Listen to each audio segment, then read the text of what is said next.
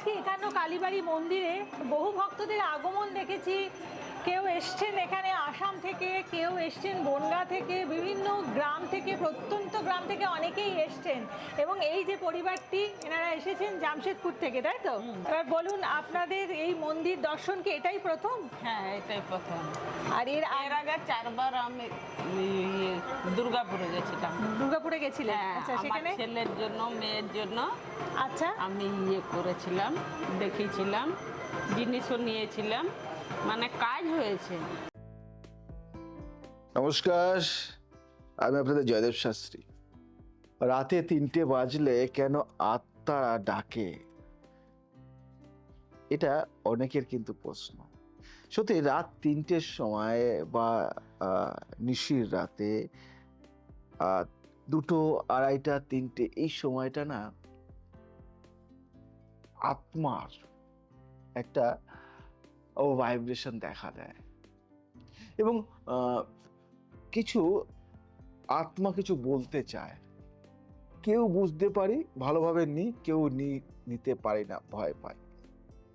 তো আজকে অনেকের প্রশ্নের এই অ্যান্সারটা আমি দেবো। ঘড়িতে বাজে রাত 3টে, ঘুম ভেঙে যায়, হঠাৎ কানে অদ্ভুত শব্দ, ঘরের হাওয়া ভারী হয়ে ওঠে, বিছানায় পাশ ফিরতে ভয় লাগে, দরজা বন্ধ, আলো নিভু নিভু, তবে মনে হয় কেউ যেন ডাকছে, নাম ধরে নয়, মন ধরে।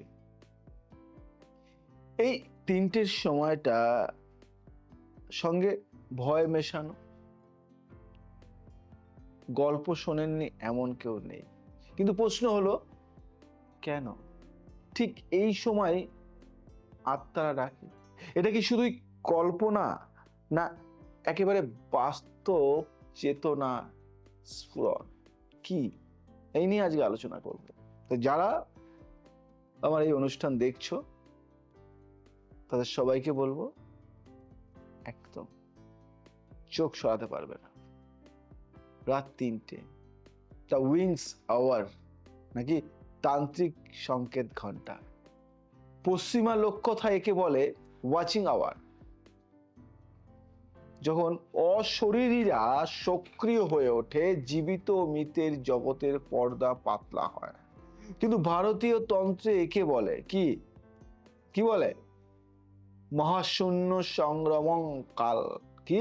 মহাশূন্য সংক্রমণ কাল, অর্থাৎ সময়ের এমন এক স্তব্ধ প্রান্তর যখন সূর্য তার প্রভাবে থাকে না এবং চেতনা থাকে গভীর শূন্যতার মধ্যে। বুঝতে পারলে? তন্ত্রশাস্ত্রে এই সময়কে বলা হয় তামসিকতম, অর্থাৎ চেতনার গভীরতম অন্ধকার স্তর। এই সময় আত্মা বা অশরীরী সত্তা পৃথিবীতে প্রবেশ করতে সহজে সক্ষম হয়। মন্ত্র, স্পর্শ ও চেতনা সহজে গ্রহণযোগ্য হয়। মন, বুদ্ধি, শরীর 3টেই থাকে সবচেয়ে দুর্বল অবস্থায়। বুঝতে পারলে? আমি বিশদে আলোচনা করে দিলাম। আরেকটু বলি, 3টের আগে ঘটনাগুলি কি করে প্রস্তুতি? 3টের আগের ঘটনাগুলি কি করে প্রস্তুতি? রাত 1টা থেকে 2টো চেতনার মন্থর হতে শুরু করে। রাত 2টো থেকে 3টে শরীরের তাপমাত্রা নিচে নামে। রাত 3টে চৈতন্য পথ খুলে যায়। বুঝতে পারলে? এই সময় শরীরের অভ্যন্তরীণ আত্মিক শক্তি, তন্ত্রে যাকে বলে প্রেতাকর্ষণ শিরা, সরাসরি সংবেদনশীল হয়ে পড়ে এবং আত্মিক তরঙ্গ সহজে শরীরে প্রবেশ করতে পারে। যখন আপনি ঘুমন্ত, তখন মন ও শরীরের প্রতিরোধ ক্ষমতা কম থাকে। তখনই যদি কারো পুরনো আত্মা আপনাকে কিছু বলতে চায়, হোক সে আত্মীয়, হোক সে অপূর্ণ ইচ্ছার অধিকারী, তবে সে ডাকে ঠিক 3টের সময়। ভালো করে মনে রাখবে, সে ডাকে ঠিক 3টের সময়। বুঝলে? আত্মার ডাক কেমন হয়? অনেকের প্রশ্ন, কেমন হয় বলি। আত্মার ডাক হয় শব্দে নয়, অনুভবে। আত্মার ডাক হয় শব্দে নয়, অনুভবে। এই ডাক কারো মুখ মনে পড়ে, হঠাৎ গলা শুকিয়ে যায়, হঠাৎ গলা শুকিয়ে যায়, কান পাতলে যেন দূর থেকে শো শো একটা আওয়াজ আসে, মনে হয় কেউ পেছনে দাঁড়িয়ে। অনেক সময় এই ডাক আসে, অনেক সময় এই ডাক আসে নাম ধরে নয়, নাম ধরে নয়, কিন্তু এমন ভাবে যে মনে হয় আমাকে ডাকা হচ্ছে, অথচ আপনি জানেন না কে ডাকছে, কোথা থেকে ডাকছে। এই ডাকের ভাষা মন দিয়ে বোঝা যায়, কান দিয়ে নয়। এই ডাকের ভাষা মন দিয়ে বোঝা যায়, কান দিয়ে নয়। বুঝতে পারলে? কেন আত্মারা এই সময় ডাকে? কেন আত্মারা এই সময় ডাকে? তন্ত্রকারেরা বলেন আত্মারা ডাকে অপূর্ণ ইচ্ছার জন্য, যেমন জমি, সন্তান, ক্ষমা, সম্মান, পরিচয়ের জন্য। তারা চায় কেউ জানুক যে তারা এখনো উপস্থিত। ভালো করে বুঝবে কিন্তু জিনিসগুলি। দ্বার চিহ্নিত করতে কে তাদেরকে দেখতে পারে, অনুভব করতে পারে। দ্বার চিহ্নিত করতে কে তাদেরকে দেখতে পারে, অনুভব করতে পারে। পূর্বজন্মের সংযোগ টেনে আনতে, কারণ এই সময়ে পূর্বজন্মের স্মৃতি স্পষ্ট হয়, স্মৃতি স্পষ্ট হয়। বিশেষত যদি কোনো আত্মা পূর্বে কারো দ্বারা পরিত্যক্ত হয় বা অভিমান নিয়ে প্রস্থান করে, তবে সে শান্ত ঘুম ভাঙানোর সময় বেছে নেয় রাত 3টা। রাত 3টা। বাস্তব একটা কাহিনী বলবো, বাস্তব কাহিনী। আমার মায়ের ডাক, কলকাতা, 2007। এক প্রখ্যাত শিক্ষিকা, যিনি মা হারিয়েছিলেন ছোটবেলায়,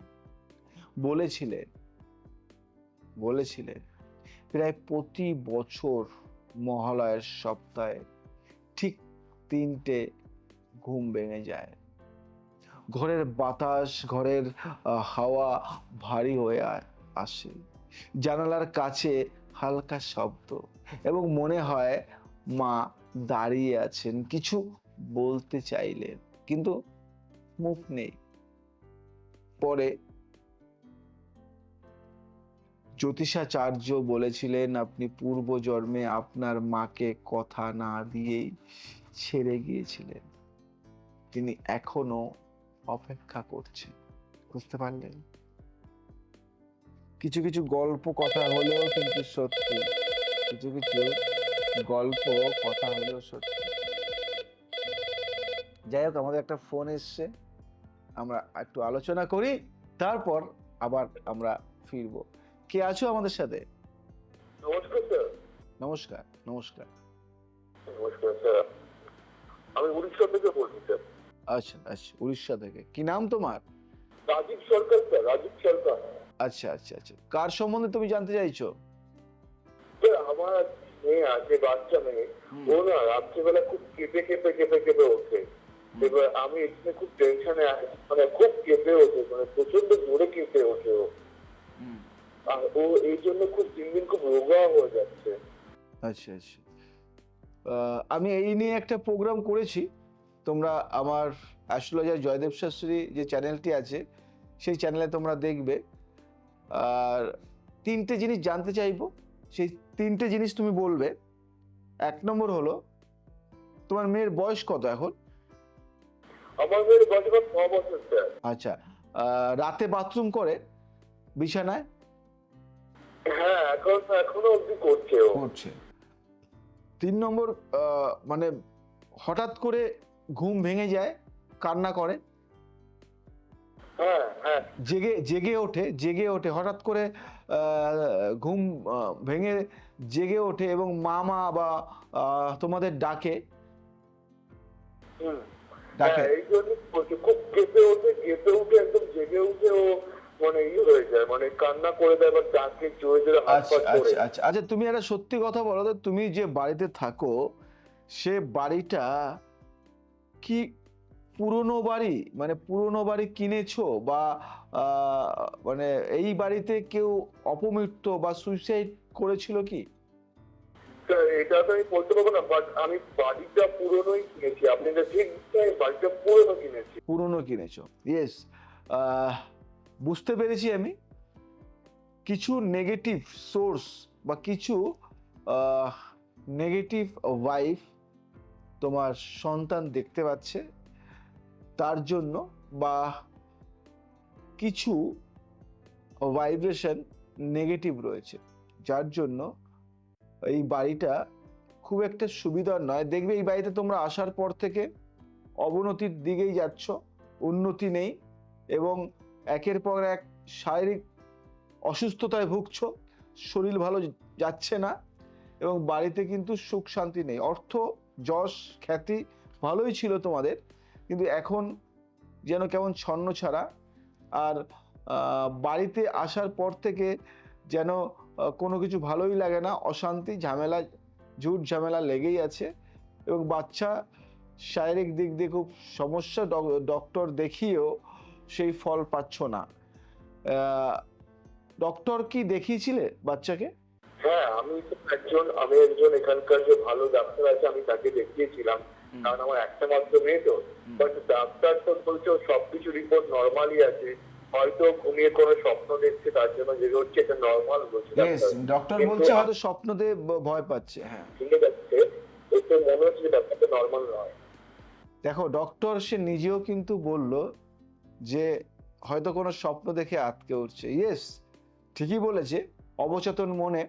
কিন্তু যেটা আমার ভাইব্রেশনে পাচ্ছি, স্বপ্ন দেখছে ঠিক আছে, কিন্তু কিছু দেখতে পাচ্ছে যেটা হয়তো তোমাদের চোখে আসছে না, তোমাদের চোখে ধরা পড়ছে না। তো আমি তোমাকে বলবো, একটা ম্যাজিক বলছি তোমাকে, বাড়িটা কিছুদিনের জন্য চেঞ্জ করো, তোমার অন্য বাড়িতে থাকো, তোমার আত্মীয়র কোনো বাড়িতে, বা ভাড়া নিয়ে থাকো, 1 মাস থাকো, দেখো অনেক ভালো থাকবে মেয়েটির কোনো সমস্যা নয়, বাড়ির সমস্যা। তাই বাড়িটাকে ঠিক করতে পারলে সব ঠিক হয়ে যাবে। তাই যদি মনে করো যে আমি বাড়িটা ঠিক করব, তাহলে আমি বলবো আমি ঠিক করে দেব, এবং সব সমস্যার সমাধান করার দায়িত্ব আমার। আর যদি মনে করো যে আমি একটু দেখতে চাই, তাহলে তুমি তোমার মেয়েকে নিয়ে অন্তত 1 মাস অন্য জায়গায় থাকো, দেখো তোমার মেয়ে পুরো ঠিক। ঠিক আছে? স্যার, তাহলে স্যার আপনি তো একজন রেপুটেশন লোক, তো আমি তো ভাড়া থাকতে পারবো না। তাহলে আমি একটা বাড়ি কিনতে চাইছি, তাহলে আমার কাছে বাড়ি কেনাটা ব্যাপার না। এবার তাহলে যদি সেই বাড়িতে সেম প্রবলেম হলো, তো আমি যদি একটু গাইড পেতাম আপনার, তাহলে খুব ভালো হতো বাস্তব বিষয়টা। কোনো অসুবিধা নেই, কন্ট্যাক্ট করো। আবার নিচে দেখো নম্বর দেওয়া আছে টিভি স্ক্রিনে, ওই নম্বরে কন্ট্যাক্ট করে তুমি যোগাযোগ করো। আমি আছি তোমার সাথে, যা করার আমি করে দেবো। ঠিক আছে? তুমি কন্ট্যাক্ট করো। আর যদি মনে হয় তুমি চেম্বারে আসতে পারছো না, তাহলে অনলাইন কনসালটেন্সির সুবিধা আছে, ওটা কন্ট্যাক্ট করে আসো। করবো স্যার। ঠিক আছে, আসো, আমি দেখছি তোমার জন্য কি করতে পারি। ঠিক আছে, ভালো থাকো। ঠিক জয় আছে। Shri Ramakrishna. Thank you, thank you. Phone তো চলে আসে আলোচনার মধ্যেই। তো জ্যোতিষাচার্য বলেছিলেন আপনি পূর্বজন্মের আপনার মাকে কথা না দিয়ে ছেড়ে চলে গিয়েছিলেন, তিনি এখনো অপেক্ষা করছেন। এ হলো আত্মার আহ্বান, বিনিময় নয়, শুধু অনুভবের দাবি, অনুভবের দাবি। তো আপনি যদি রাত 3টে ঘুম ভেঙে যান, তাহলে খেয়াল রাখুন বাতাসের চাপ আছে কিনা। ভালো করে দেখুন, এই জায়গাটা কিন্তু খুব সুন্দর একটা জায়গা। চোখ খুলে অন্ধকারের মধ্যে ছায়া বা নড়াচড়া মনে হয় কিনা, নিজের নাম না বলেও মনে হচ্ছে কি আমাকে কেউ চেনে। এগুলি কিন্তু খুব মনে হয় কি কিছু বলতে চাইছে, কিন্তু আপনি বুঝতে পারছেন না। দেখি কোন বন্ধু ফোন করছে, তার সাথে একটু আলোচনা করি। কে আছো আমাদের সাথে? নমস্কার স্যার। নমস্কার, বলো। স্যার আপনাকে বলি, প্রথমে কৃতজ্ঞতা তো প্রচুর রয়েছে, আপনার অনুষ্ঠান প্রচুর দেখি, প্রচুর ভাবে এগুলি, লাইন কোনো সময় যেন পাই না। আজকে বহুদিন পর লাইনটা পেয়েছি। থ্যাংক ইউ, বল। একটু আমার সঙ্গে আমি এর জন্য একটুখানি আমি আগে বলি প্রবলেমে আছি, আমি আগে বলি হ্যাঁ? আমি একটু দুঃখিত, কারণ লাইন তোমরা পাও না। দেখো অনেকেই তো একটু ছোট্ট সময় তো, ধরো 30 মিনিটের সময় থাকে আমাদের হাতে, এবং 30 মিনিটের এই আলোচনার মাধ্যমে কেটে যায়। আর তাদের মধ্যে থেকে তোমরা ফোন করো, সেই ফোন আসে, কথা বলি, এবং বহু হাজার লোক, লক্ষ লোক ফোন করে। তার মধ্যে থেকে কিছু ফোন অ্যাটেন্ড করা হয়, 2-1টা ফোন, 3টে ফোন অ্যাটেন্ড করা হয় এই সময়। তো এই 3টে ফোন হয়তো 1000 জনের মধ্যে বা লক্ষ জনের মধ্যে 3টে ফোনের মধ্যে হ্যাঁ, তা তো ঠিক দাদা, বহু চেষ্টা করবো লাইনটা তুমি তো পেয়ে। আজকে লাকি পারসন, তাই তো? আমি প্রায় 2.5-3 বছর ধরে আপনার অনুষ্ঠান দেখি, কিন্তু লাইভে আমি লাইনই পাইনি, জানেন। আচ্ছা, বলো কার সম্বন্ধে মানে চাইছি জানতে। একটু আমার সম্বন্ধেই জানতে চাই। তোমার বয়সটা বলো। আমার বয়স হচ্ছে 36। 1 থেকে 100-র মধ্যে একটা সংখ্যা বলো। 77। তুমি একটা গাছের নাম বলো। আম গাছ স্যার। একটা ফলের নাম বলো। Apple sir. ইয়েস, বহু অর্থ, প্রতিপত্তি, সম্পত্তির মালিক তুমি। কিসের এত কষ্ট, সেই নিয়ে আলোচনা আজকে বলবো স্যার, আমি আমার জাহাজ রয়েছে কিছু। তা এখন এই যে সময়টা যাচ্ছে, আমার খুব লসে, লস বলতে আমি ঠিক লোনও করেছি, আর সেটাই করতে পারছি না। আর আজকে এই পয়সাটা দাঁড়িয়েও খুবই সমস্যার মধ্যে রয়েছি। আমার একটা বন্ধু আপনার খোঁজটা দেওয়ার পরে, আপনাকে পাওয়ার পরে বহু চেষ্টা করেছি আপনার সাথে যোগাযোগ করার। দেখো, এই রিসেন্টলি একটা জাহাজের একটা ক্যাপ্টেন এসছে আমার কাছে। হ্যাঁ, কারণ আমার এক্সপোর্টের ইয়েতে সব যেত তো, সবকিছু এখন একটুখানি ইয়ে হয়ে গেছে। তার কিছু সমস্যা নিয়ে হয়তো তার মাধ্যম থেকে হতে পারে, বা কারো হবে, বহু লোক আসে। তো তোমাদের একটা কথা বলি, যে জল যে রিলেটেড কাজ, তো জলের একটা থাকে, চন্দ্রের নেগেটিভ ভাইব্রেশন তোমার একটু রয়েছে। এবং তুমি সত্যি কথা বলতে, তোমাকে আমি 4টে কথা বলবো, 4টে কথা বুঝে নেবে তুমি। স্যার, আমি আপনাকে একটা কথা বলি, একটু জোরে কথা বলো। দুটো ছিল, আরেকটা নিয়েছি, তখন ঠিকঠাকই ছিল, কিন্তু একটা যে ইন্ডিয়ার যে একটা ইয়ে চলছে, তারপরে না এই সমস্যাটা আরো বেশি বেড়ে গেছে। কিন্তু তোমাকে একটা কথা বলবো আমি, এই ধরনের জিনিস নেওয়ার আগে না একজন জ্যোতিষ পরামর্শ অবশ্যই দরকার, একজন অ্যাস্ট্রোলজারের দরকার। কারণ আমার এই যে স্যার, আমি কোনো সময় না এইসব জিনিসে কোনো বিলিভই করতাম না। আমার বন্ধুরা যখন বলার পরে আমাকে যখন বললো যে তুই একবার তার সাথে ইয়ে কর, তখনই আমি আপনার দেখি আর বারবার ফোন করি। আর অন্য নম্বরে যখন ফোন করি, তখন আপনার অ্যাসিস্ট্যান্ট লাগাবে, আপনার সাথে কোনো কথাই হয়নি। যেমন দেখো, আমি তোমাকে বলি, সাধারণত তোমার ধরো ট্রলার আছেন, ধরো একজনের ট্রলার আছে, একজনের ট্রলার সে কিনেছে। একটা ছোট্ট গল্প বলি তোমাকে। একটা ট্রলার একজন কিনেছে, আমি তোমাকে বলে দিচ্ছি। কাকদ্বীপ আছে, কাকদ্বীপের ওখানে, কাকদ্বীপে আমার ওখানে চেম্বার আছে, ওখানে আসেন, বা আবার উনি কাকদ্বীপে আসেন, উনি সম্ভবত হাওড়া এসেছিলেন আমার কাছে। তো কাকদ্বীপে একজন ট্রলার নিয়েছে, সেই ট্রলারটা না ডুবে যায়, জানো তো। ডুবে যায়। অনেক কষ্ট করে নিয়েছে, অনেক কষ্ট করে। মাঝি ছিল এক সময়, ট্রলার কিনেছে। যখন মাঝি ছিল না, সে তখন না প্রচুর উপার্জন করতো, প্রচুর। তারপরে সে ট্রলার কেনে, ট্রলার কিনে সে সর্বশান্ত হয়ে যায়। সে এখন মাঝিরও কাজ পায় না। ভাবো, একটা মাঝি, সে অনেক কষ্ট করে, আগে সে লেবার ছিল, সে ট্রলারে কাজ করত মাঝির আন্ডারে, তারপর সে মাঝি হলো, এবং মাঝি হয়ে সে ট্রলার চালিয়ে উপার্জন করে অনেক কষ্ট করে সে কিন্তু নিজে একটা ট্রলার কিনলো। তারপরে সেই ট্রলারটা ডুবে যায়, সর্বশান্ত হয়ে যায়, শেষ হয়, এবং কারো কোনো মাঝির দ্বারা আমার খোঁজ পেয়ে আমার কাছে আসে। আমি তাকে অনেক রকম ক্রিয়া করে, অনেক রকম ভাবে, আর সে সত্যি নো ডাউট ভালো পার্সন, কথা শুনেছে, আমি তাকে যা যা বলেছি তাই করেছে। 3 বছর পরে, 3 বছর ধরে তাকে আমি একটা জায়গায় নিয়ে এসেছি। সে রোজগার করতো, মাঝির কাজও পেয়েছে, সে আমার কাছে আসার হয়তো আজকে আপনি যে কথাটা বললেন, আমার বন্ধুর ক্ষেত্রে আপনি সেটাই করেছেন। আমি বলি এক্সপোর্টের সাথে আমারও তো সে জড়িত। সে আমাকে তখন বললো, আমি যেহেতু এক্সপোর্ট ইয়ে করে, আমার জাহাজে ওর মালে যে আদার্স যায়। তো আমি তোমায় বলি, তারপরে সে এখন 3 মাস পরে সে মাঝির কাজ পায়, এবং সে এখন একটা ট্রলারের মালিক। 3 বছরের মধ্যে সব ঘটনা, এবং সে অনেক কিছু ফিরে পেয়েছে, এবং রিসেন্ট আমাকে বলে তোমার নামে একটা ট্রলার কিন, মানে আমার নাম দিয়ে, মানে আমার নামে, মানে আমার নাম দিয়ে। আমি বললাম না, আমার নাম দিয়ে কিনতে হবে না, তুমি আমার মায়ের নাম দিয়ে পারো, কিনতে পারো, এটা বললাম।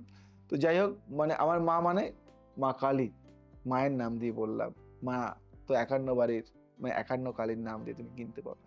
তো এখন তোমায় বলি, তো আমি যখন তুমি আমায় ফোন করেছো, যখন তুমি লাইনটা পেয়েছো, তোমার যাবতীয় সমস্যার দায়ভার আমার। তোমাকে শুধু 4টে কথা বলবো। 1 নম্বর কথা, তুমি পার্টনার। স্যার, আমি হলো বন্ধুকে দেখেছি, যখন বলেছে আমার তো যারা, যখন তাকে দেখেছি তারপরেই সে আপনি বিশ্বাসটা সেই থেকেই এসছে আমার। না, বিশ্বাস, আমি এসে বলতে বিশ্বাস ছিল না, বিশ্বাস তোমার এসছে তো? কি করেছেন? তুমি আমাকে একটা কথা, তোমার বিশ্বাস এসছে, তুমি 4টে কথা শুনে তোমার আরো বিশ্বাস আসবে। 1 নম্বর হলো যে তুমি পার্টনারশিপে বিজনেস করছো, কোনো একটা পার্টনার আছে, সেই পার্টনারটা কিন্তু তোমাকে মানে এখন ডুবিয়ে দেওয়ার প্ল্যান করছে, শত্রুতা করছে। Yes or no? Yes sir. Yes. 2 number অশান্তি, হ্যাঁ অশান্তি হচ্ছে। 2 নম্বর কথা হলো তুমি একটা সম্পর্কের মধ্যে জড়িয়ে গেছো, যেখানে তোমাকে ব্ল্যাকমেল করা হচ্ছে, মানে সেই সম্পর্ক দিয়ে হয়তো কোনো মানে বিভিন্নভাবে তোমাকে বিভ্রান্ত করা হচ্ছে, তোমার মাইন্ড ডিস্টার্ব থাকে, এখন তুমি কোনো দিক থেকে মাইন্ড খাটাতে পারছো না, সেই সম্পর্ক নিয়ে অনেকটা চিন্তিত আছো তুমি, ঠিক না ভুল? একদম একদম একদম একদম একদম স্যার। আর 3 নম্বর, একদম একদম সঠিক। 3 নম্বর কথা হলো প্রচন্ড মাদকাসক্ত, মদ্যপান এবং বিভিন্ন নেশার সাথে যুক্ত, অনেক রকম নেশায় তুমি আসক্ত হয়ে রয়েছো, ঠিক না ভুল? কারণ এই টেনশনটা, মানে আমি আগে ছিলাম না, এই টেনশনটা হওয়ার পর থেকে আরো বেশি, কারণ অনেক টাকা ইনভেস্ট করে দিয়েছি। 4 নম্বর কথা হলো প্রচন্ড হারে তুমি অর্থ নষ্ট করছো, ঠিক না ভুল? প্রচন্ড হারে, মানে লাখ লাখ টাকা তুমি জলে ফেলে দিচ্ছ, ঠিক না ভুল? হ্যাঁ স্যার, একদম একদম ঠিক। আমি জয়দেব শাস্ত্রী আজ এখানে দাঁড়িয়ে তোমায় বলছি, এখানে বসে তোমাকে যেহেতু বললাম, আমি আরো অবাক হয়ে যাচ্ছি, আপনি যেভাবে বলছেন, মানে আমার বন্ধু তো বলেছে, কিন্তু আপনার কথা শুনে আরো বেশি আমি এটাই অবাক হয়ে যাচ্ছি। আমি বললাম না, তোমাকে বিশ্বাস করতেই হবে। তোমাকে বলি, তোমার লাইফে নতুন আলোড়ন এনে দেবো আমি, জয়দেব শাস্ত্রী, এটুকু বললাম। ইমিডিয়েটলি তুমি কন্ট্যাক্ট করো আমার। তোমার নিয়ারেস্ট কোন চেম্বারটা হবে? আমি স্যার, আমি থাকি তো বাইরে, বেশিরভাগই দুবাই ফুবাই যেতে হয়, কিন্তু আমি এসে আপনার সাথে আমি কথা বলবো। নিয়ারেস্ট, একদম একদম আমি এখন রয়েছি মুম্বাইয়ে। আপনার ওই ইউটিউব থেকে দেখেই আমি কলটা করেছি। আচ্ছা বহুদিন ধরে চেষ্টা করেছি। আচ্ছা, ঠিক আছে, কোনো অসুবিধা নেই। আজকে লাইনটা কিভাবে ভগবান আমাকে, মানে ঠাকুর আমাকে কিভাবে ইয়ে করে দিল, আচ্ছা সেটাই বুঝতে পারছি না। আচ্ছা, ভালো থাকো, ঘাবড়েও রয়েছি। আমি আছি, ভালো থাকো। শোনো না, তোমার জাহাজের ওখানে না একটা বাইরে হোক বা যেখানে হোক, একটা গোল্ডেন পাতের উপরে না 4টে সংখ্যা তুমি লিখে নেবে, 2369, 2369, এই 4টে সংখ্যা লিখে নেবে পরপর 4টে লাইন করে, ঠিক আছে? একটা গোল্ডেন পাতের মধ্যে লিখবে 2 3 6 9, মানে এরকম একটা লাইন 2 3 6 9, এরকম একটা লাইন 2 3 6 9, এরকম একটা লাইন 2 3 6 9, এরকম 4টে লাইন করে নেবে, ঠিক আছে? এটা রাখো, আমি আছি। তোমাকে দেখো তোমার লাইফটাকে বা তোমার ব্যবসাটাকে কিভাবে আমি দাঁড় করি। স্যার, আমি কলকাতায় এসে আমি আপনার সাথে কথা বলবো। ওকে, ভালো থাকো, ভালো থাকো। জয় শ্রী ঠাকুর রামকৃষ্ণ। স্যার, বলো জয় শ্রী ঠাকুর রামকৃষ্ণ। জয় শ্রীরাম স্যার। Yes yes. তো মানুষ এইভাবে সমস্যার পরে তার সমস্যার সমাধান আমি করি। যেই টপিকে আমি ছিলাম, তাহলে মনে রাখবেন কে ডেকেছে সে জানতে চায় আপনি শুনেছেন কিনা, বুঝতে পারলেন? তো আমি আপনাদেরকে একটা কথা বলি যে মানুষ তো, আমরা মনুষ্য জাতি, যত বড় লোক হোক না কেন, যত কোটিপতি হোক না কেন, যত ভিখারি গরিব হোক না কেন, সবাইকে সবাইকে একটা কথাই বলবো যে জীবনে দুঃখ আসবে, ব্যথা আসবে, বেদনা আসবে, মানে অর্থের টানাপোড়ান আসবে। ভেঙে পড়লে চলবে না, ভেঙে পড়লে চলবে না। উঠতে হবে, উঠে দাঁড়াতে হবে, দৌড়তে হবে এবং নতুন কিছু আবিষ্কার করতে হবে, নতুন পথ দেখা, নতুন দিগন্তে হাঁটা। আমি জয়দেব শাস্ত্রী তোমাদেরকে একটা কথাই বলবো, ভয় পাবেন না, ভয় পাবেন না। আমি আছি আপনাদের সাথে, আমি আছি আপনাদের সাথে, আমি থাকবো আপনাদের পাশে, আমি ছিলাম আপনাদের পাশে। আমি আজকে জয়দেব শাস্ত্রীর কাছে কোম্পানির সিইও, বড় বিজনেসম্যান, বড় রাজনীতিবিদ, বিভিন্ন শিল্পপতি, সবাই একটু কনসালটেন্সি চায়, একটু কথা বলতে চায়, একটু পরামর্শ চায়, একটু বিচার চায়। এবং আমি জয়দেব শাস্ত্রী শুধু তাদেরকে বিচার দিই তা নয়, এভরি পার্সনকে আমি চেষ্টা করি যে সুন্দরভাবে একটা জায়গায় পৌঁছতে। সে হোক কোটিপতি, সে হোক খুব হতদরিদ্র একজন মানুষ, চেষ্টা করি। তাই সমস্যার এক একটা স্তরে, আজকে তোমার সমস্যা 2 টাকার, তোমার মতোই আর একজনের সমস্যা 2 কোটির।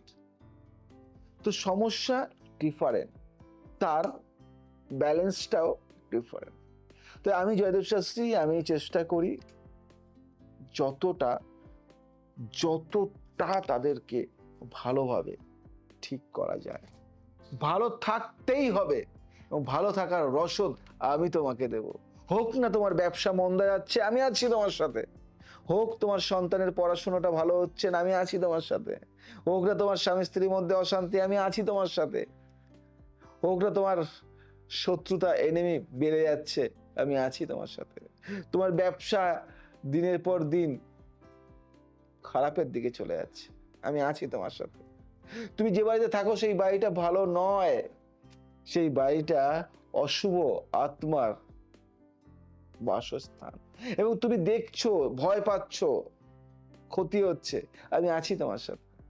তোমার বাড়ি কিনবে, জমি কিনবে, সমস্যা, বাস্তু রিলেটেড সমস্যা, আছি। হোক না তোমার বাস্তুর সমস্যা, হোক না তোমার তান্ত্রিক সমস্যা, হোক তোমার মানসিক সমস্যা, যে কোনো এনি টাইপ অফ প্রবলেমস, আমার এই তন্ত্রবিদ্যা, জ্যোতিষবিদ্যা, সংখ্যাতত্ত্ব, গ্রাফোলজি, বাস্তু দিয়ে আমি তোমার সেই সমস্যার সমাধান করব। তাই দেরি নয়, কন্ট্যাক্ট মি, অনলাইন হোক বা অফলাইন হোক, এখনই এই মুহূর্তে। কেন তুমি পিছিয়ে পড়বে? আমি থাকতে পিছিয়ে পড়তে দেব না, সমস্যার সমাধান করতেই হবে। আজ আসি, আবার আসবো নতুন কিছু নিয়ে। ভালো থাকো, সুখে থাকো, সবাইকে ভালো রাখো। জয় শ্রী ঠাকুর।